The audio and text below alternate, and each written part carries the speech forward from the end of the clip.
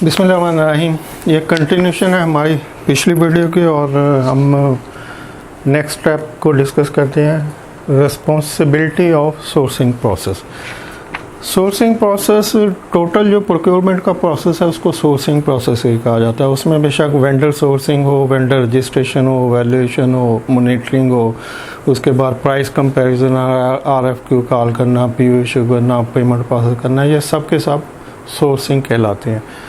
तो अब sourcing process की रिस्पॉन्सिबिलिटी किसकी हो सकती है, इसके लिए प्रोसीजर बनाना है।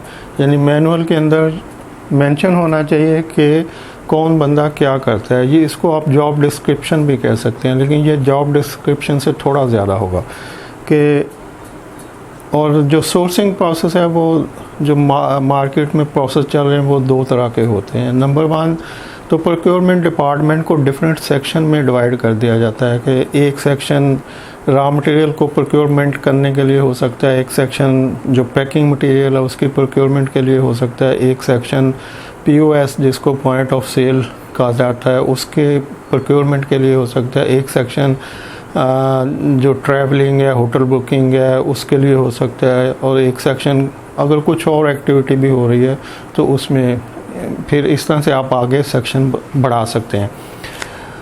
तो अब जितना होगा ये कि एक HOD होगा ऊपर जो इंचार्ज है प्रोक्योरमेंट डिपार्टमेंट का, और उसके नीचे 3 या 4 डिप्टी मैनेजर होंगे। एक डिप्टी मैनेजर रॉ मटेरियल को देख रहा होगा, एक डिप्टी मैनेजर पैकिंग मटेरियल को देख रहा होगा, एक डिप्टी मैनेजर POS को देख रहा होगा, एक डिप्टी मैनेजर ट्रैवलिंग और होटल बुकिंग को देख रहा होगा। फिर उनके नीचे डिप्टी मैनेजर के नीचे असिस्टेंट मैनेजर हो सकता है, ऑफिसर हो सकता है, एक क्लर्क या असिस्टेंट हो सकता है। फिर दूसरे सेक्शन में भी इसी तरह से हायरार्की नीचे को जाएगी, फिर तीसरे में जाएगी, फिर चौथे में जाएगी। तो अब HOD जो है वो ओवरऑल रिस्पॉन्सिबल होता है और मॉनिटरिंग कर रहा होता है, डिसीजन मेकिंग और स्ट्रेटजिक प्लानिंग में उसकी सारा वर्किंग चल रही होती है। लेकिन उसके नीचे जितने डिप्टी मैनेजर है वो एग्जीक्यूशन, जो day to day daily work हो रहा है तो उसकी एग्जीक्यूशन को आ रहे होते हैं। तो हर डिप्टी मैनेजर अपने अपने सेक्शन को लुक आफ्टर कर रहा होता है कि कितनी रिक्विजिशन है, क्या प्रोसेस हुआ है, कितनी पेंडिंग है, कोई डिले तो नहीं है, कोई फॉलो करना। तो जो भी चीज़ें हैं वो फिर उनको लुक आफ्टर कर रहा होगा। नीचे असिस्टेंट मैनेजर प्रोसेस कर रहा होगा, उसके नीचे फिर असिस्टेंट या क्लर्क जो होगा वो फाइलिंग और डिफरेंट किस्म के काम कर रहा होता है। तो एक तो ये सिस्टम चल रहा है मार्केट में। अगर इस तरह का सिस्टम है तो इसको प्रोसेस में डाला जाएगा, इसके प्रोसेस बनाए जाएंगे, हायरार्की बनाई जाएगी कि जो डिपार्टमेंट का ऑर्गेनोग्राम है उसमें एक हेड ऑफ डिपार्टमेंट होगा, उसके नीचे 4 डिप्टी मैनेजर होंगे, उनके नीचे 4 असिस्टेंट मैनेजर होंगे, उनके नीचे 4 ऑफिसर होंगे या 8 ऑफिसर होंगे। जितने भी लोग काम की ज़रूरत है उस हिसाब से फिर उनकी स्ट्रेंथ नीचे कैलकुलेट की जाएगी। दूसरा तरीका ये है कि एक HOD होगा और उसके नीचे फिर नीचे से स्टार्ट करते हैं कि कुछ 1, 2, 3 लोग मार्केट की परचेज़ के लिए होंगे कि उन्होंने डेली जो मार्केट से कैश परचेज़ करनी है वो उसके लिए सुबह जाएंगे और शाम को कैश परचेज़ करके तो कंपनी में वापस आ जाएंगे।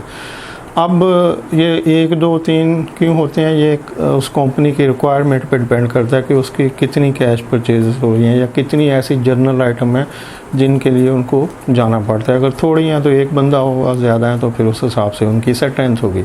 तो एक कैटेगरी तो हो गई कि जी ये कुछ लोग मार्केट से कैश परचेज के लिए जाएंगे। उसके बाद एक कैटेगरी होगी सोर्सिंग वाले लोगों की कि जी कुछ लोग सिर्फ सोर्सिंग करेंगे, वो नए वेंडर तलाश करेंगे या जो एग्जिस्टिंग वेंडर है उनसे रिलेशनशिप में रहेंगे ताकि सारा प्रोसेस स्मूथ चलता रहे। तो वो सोर्सिंग का सेक्शन हो सकता है। उसके बाद कुछ लोग से मुराद है कि काम पे डिपेंड करते हुए 1, 2 या कुछ, तो कुछ लोग होंगे जो कि डॉक्यूमेंटेशन को प्रोसेस कर रहे होंगे कि RFQ सेंड कर रहे हैं, उस पर ऊपर कंपैरिजन बना रहे हैं, PO बना रहे हैं और वो इसी काम पे लगे रहेंगे। फिर कुछ उसके ऊपर और लोग होंगे जो कि जितने PO बने हैं उनकी सप्लाई को फॉलो कर रहे होंगे, उनकी इनवॉइसेस को कलेक्ट कर रहे होंगे, GRN कलेक्ट कर रहे होंगे और सारे डॉक्यूमेंट कंपाइल करके पेमेंट के लिए प्रोसेस करके अकाउंट्स को भिजवा रहे होंगे या ऑडिट को भिजवा रहे होंगे, जो भी प्रोसेस हो कंपनी में। तो उसके बाद एक HOD होगा। तो मतलब HOD के नीचे 4-5 डिफरेंट सेक्शन हो सकते हैं, जिसमें सोर्सिंग सेक्शन होगा जो सोर्सिंग करेगा, कैश परचेज़ का सेक्शन होगा जो सिर्फ कैश परचेज़ को हैंडल करेगा, डॉक्यूमेंटेशन का सेक्शन होगा जो कि RFQ सेंड करेगा, PO बनाएगा, कंपैरिजन बनाएगा और वेंडर को PO ईमेल कर देगा जो डिस्पैच कर देगा। फिर एक सेक्शन होगा जो कि सप्लाईज को प्रोसेस कर रहा होगा, फॉलो कर रहा होगा, GRN कलेक्ट कर रहा होगा, इनवॉइसेस कलेक्ट कर रहा होगा और पीछे जितने डॉक्यूमेंट्स बने हुए हैं उसके PO और वो सारे कंपाइल करके पेमेंट के लिए प्रोसेस कर रहा होगा। तो ये भी काफ़ी कंपनीज़ में इस तरह का सिस्टम भी है कि डिफरेंट सेक्शन बना के एक सेक्शन एक काम के ऊपर फोकस कर रहा होता है। और दूसरा तरीका ये कि आप इसको कैटेगराइज कर लें सेक्शन को कि रॉ मटेरियल अलहदा है और पैकिंग का अलहदा, POS का अलहदा है। तो जो भी आपका सिस्टम आप समझते हैं कि हमने इस तरह से चलाना है, आपको उसके लिए फिर रिस्पॉन्सिबिलिटी ऑफ सोर्सिंग का जो प्रोसेस होगा कि उसकी रिस्पॉन्सिबिलिटी डिफ़ाइन करनी पड़ेगी कि हमारा जो सोर्सिंग का प्रोसेस है वो किस तरह से परफॉर्म करेगा। और जिस तरह से भी आप चाहते हैं कि ये हो या ये हो, उसके लिए आपको प्रोसीजर बनाना पड़ेगा। और प्रोसीजर में यही चीज़ें होंगी कि हम इस तरह से वर्क करेंगे, सेक्शन वाइज करेंगे या कैटेगरी वाइज करेंगे या सेक्शन वाइज करेंगे। नेक्स्ट है invoice clearance and payment. Invoice clearance और पेमेंट जैसे बताया कि अगर वो कुछ लोग डिप्यूट हो सकते हैं या तो हर जो सेक्शन है वो अपने सारे काम खुद ही कर रहा होता है। जैसे रॉ मटेरियल का जो सेक्शन है वो रॉ मटेरियल की सारी रिक्विजिशन को खुद ही प्रोसेस करेगा, उनके ऊपर सोर्सिंग करेगा, वेंडर रजिस्ट्रेशन करेगा, उनकी RFQ सेंड करेगा, उनके PO बनाएगा, उनके पेमेंट प्रोसेस करेगा। तो सब काम उसी में होगा। ऐसे पैकिंग मटेरियल का सेक्शन, पैकिंग मटेरियल में जो A to Z सारी एक्टिविटीज़ हो रही हैं वही करेगा, अपने रिलेटेड जो रिक्विजिशन है। तो जो दूसरा सिस्टम आपको बताया कि सिर्फ जो काम है वो डिप्यूट कर दे जाए कि सोर्सिंग वाले सोर्सिंग करेंगे, कैश परचेज़ वाले कैश परचेज़ करेंगे, पेमेंट वाले पेमेंट करेंगे, तो वहाँ पे फिर इस तरह से होगा। तो अब ये जो इनवॉइस क्लियरेंस एंड पेमेंट है, ये जहाँ पे कोई भी प्रोसेस हो ऊपर वो रॉ मटेरियल और पैकिंग और इस हिसाब से हो या कि दूसरे तरीके से, पेमेंट का जो प्रोसेस है ये आपको यहाँ पे सेपरेट डिफ़ाइन करना पड़ेगा कि पेमेंट होगी किस तरह से। जैसे कि पेमेंट जो नॉर्मली हो रही होती है, अगर वो मैनुअल सिस्टम है तो उसमें एक सबसे पहले जो ओरिजिनल रिक्विजिशन है वो लगी होती है, उस पर जिसने रिसीव किया उसके साइन होने चाहिए, जिसने ऑथोराइज़ किया उसको प्रोक्योर करने के लिए उसके साइन होने चाहिए, और जिसने प्रोक्योर किया उसका नाम उसके ऊपर मेंशन होना चाहिए।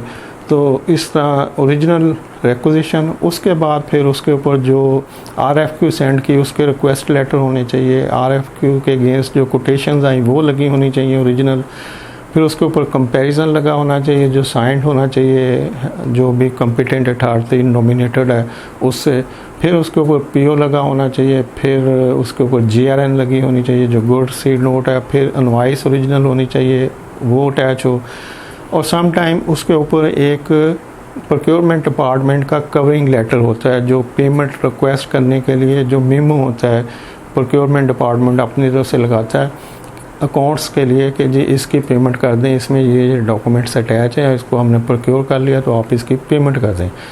और सम टाइम ये कवरिंग लेटर नहीं होता और इनवॉइस के ऊपर ये एक स्टैंप लगा के या हाथ से लिख दिया जाता है कि जी इसकी पेमेंट कर दे और HOD साइन कर देता है, और इस तरह से भी होता है। तो बहरहाल जो भी प्रोसेस है वो यहाँ पे डिफ़ाइन करना पड़ेगा कि जब भी हम पेमेंट के लिए डॉक्यूमेंट्स भिजवाएंगे जिसकी प्रोक्योरमेंट हो चुकी है तो उसमें ये चीज़ें अटैच होंगी और इस तरतीब से होंगी तो ही उसकी पेमेंट होगी। अगर वो उस तरतीब से वो चीज़ें नहीं अवेलेबल तो उसकी पेमेंट नहीं हो सकती। तो इसके लिए भी प्रोसीजर बनाना पड़ेगा। और यहाँ पर एक और चीज़ भी है कि जब भी आप पेमेंट के लिए प्रोसेस करते हैं डॉक्यूमेंट्स तो उसमें जो रिसीव्ड क्वांटिटी है वो मैच होनी चाहिए कि जो रिक्विजिशन में क्वांटिटी लिखी हुई है, जो PO के अंदर क्वांटिटी लिखी हुई है और जो रिसीव क्वांटिटी है वो तीनों मैच होनी चाहिए। और ट्रांसपोर्ट की कॉस्ट किसने पे किया है, पीओ में क्या लिखा हुआ था, इनवॉइस के ऊपर क्या आ रहा है, उसको भी मैच होना चाहिए। जो प्राइस इनवॉइस हो रही है, इनवॉइस के ऊपर जो प्राइस है वो पीओ से मैच होनी चाहिए। पेमेंट टर्म्स जो थी वो भी उस पर क्लियरली लिखी होनी चाहिए इनवॉइस के ऊपर, और पीओ के ऊपर भी लिखी होती वो मैच होनी चाहिए। ये नहीं कि पीओ के ऊपर आपने 60 डेज़ की पेमेंट की हुई है और वहाँ पे इनवॉइस उसको कैश अगेंस्ट डिलीवरी लिखा हो, तो उनको मैच होना चाहिए। टैक्स अगर अप्लाई हो रहे हैं, कोई सेल टैक्स है या कोई एक्स्ट्रा गवर्नमेंट की टैक्सेस आ रहे हैं, तो उसको भी इनवॉइस के ऊपर क्लियरली मेंशन होना चाहिए। जैसे कि जो सेल टैक्स इनवॉइस होती है उसके ऊपर जो एक्चुअल प्राइस होती है प्लस जो सेल टैक्स की अमाउंट होती है वो सेपरेटली मेंशन होती है। तो ये सब चीज़ें जो है वो एक दूसरे से मैच होनी चाहिए। अगर वो जो रिक्विजिशन है उसकी क्वांटिटी और जो पीओ की क्वांटिटी है, इनवॉइस की क्वांटिटी है, जीआरएन की क्वांटिटी है, ये चीज़ें मैच नहीं हो रही, तो इसका मतलब कि फिर पीओ की अमाउंट और इनवॉइस की अमाउंट भी मैच नहीं होगी, तो ये रॉन्ग डॉक्यूमेंट्स हैं। तो डॉक्यूमेंट्स को किस तरह से पे करना है उसका तरीका यहाँ पे, उसका प्रोसीजर यहाँ पे बनाया जाएगा। मैनुअल के अंदर प्रोसीजर होगा कि हमने जो भी पेमेंट के लिए डॉक्यूमेंट्स भिजवाने हैं वो इस तरतीब से होंगे और उनकी कैलकुलेशन इस हिसाब से मैच करेगी तो ही उसकी पेमेंट होगी। तो इस तरह से ये इम्पैक्ट है जो भी पॉलिसी और प्रोसीजर हम प्रोक्योरमेंट डिपार्टमेंट के लिए बनाते हैं, जो मैनुअल बनाते हैं, तो उसका इम्पैक्ट है कि अगर ये सब चीज़ों को हम फॉलो करते हैं तो इसका मतलब कि हमारी जो प्रोक्योरमेंट है वो सिस्टमाइज है। क्योंकि प्रोक्योरमेंट को 70-80% कंपनी का बजट खर्च कर रही होती है, तो और ये एक हैवी अमाउंट होती है ना, टोटल अमाउंट का जो भी कंपनी का टोटल बजट खर्च हो रहा है मंथली, उसका 70-80% प्रोक्योरमेंट वाले खर्च कर रहे थे। तो वहाँ पे फिर कंट्रोल भी चाहिए, वहाँ पे ट्रांसपेरेंसी भी चाहिए, वहाँ पे सिस्टम और प्रोसीजर भी चाहिए। तो इसीलिए जो मोस्ट इम्पॉर्टेंट डिपार्टमेंट होता है वो प्रोक्योरमेंट है, जिसके स्पेंड को कंट्रोल करने के लिए पॉलिसी, प्रोसीजर, स्ट्रेटजी, गाइडेंस, ये सब चीज़ें उनको काम करने वाले को दी जाती हैं ताकि वो उसके अकॉर्डिंगली काम को जारी रख सकें। Hope for understanding. Thank you. अल्लाह हाफ़िज़।